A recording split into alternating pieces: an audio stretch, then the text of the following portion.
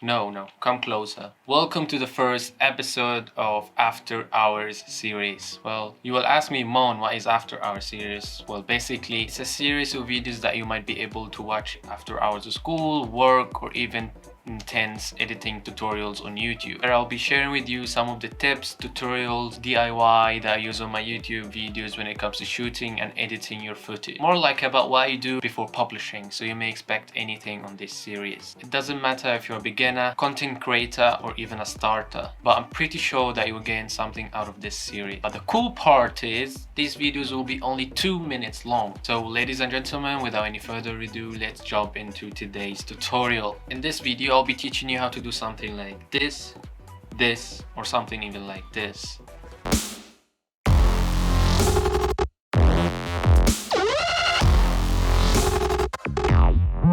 For this tutorial, you will have to have Adobe After Effects installed on your computer. So after you open the app, import your footage. So in order to import your footage, you want to go to this banner, double click, and import the specific footage that we're gonna work on. And for today's tutorial, I'm gonna choose a drone shot from my previous vlog. So the next step is you want to drag your footage into that little box there to create a new composition. After you drag your footage, you will notice that there's a timeline where you can reveal your work.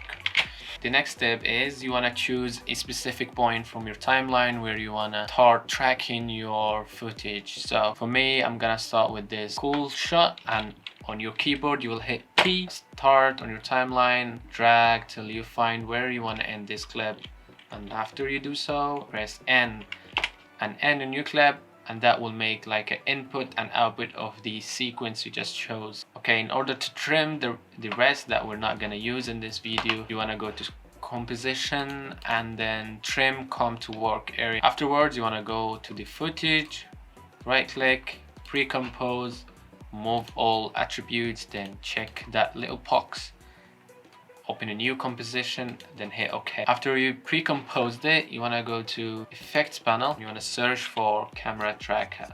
After you find that, you just drag it to the sequence we just choose, and what's gonna do is going to analyze and track specific part you just chose. Now after you've done tracking, you will notice there are colorful small dots has been made on the video. In the left banner, you want to increase the size of this colorful circle. Drag until you find the right spot you want, any point on the timeline, and you want to choose that point. Zoom in a little bit, and choose any point, and then you want to right click on it, then I create text and camera. So what's gonna do is gonna create a text that has 3 dimensions. I'm gonna go to character, make sure you select the text here, make it white. You have an idea of what you're working on here. This part is up to your preferences. After you've done editing your text, you want to go to the text on the timeline. You see that little arrow, transform orientation, and what orientation means, you want to play with the dimension of 3 vectors of that text, because sometimes it may look like this, what doesn't look well, so you want to play with the orientation of the text itself. So you play around, you're satisfied with your editing. I'm gonna quickly have a look of what you've done so far. There's a little bonus for you. You can also add effects on your text. Go to Effects panel, Animation Presets, Reset, then go down to Text. Then you'll find blurs, blurred by word. You can drag that into your text. Playing through that, you'll see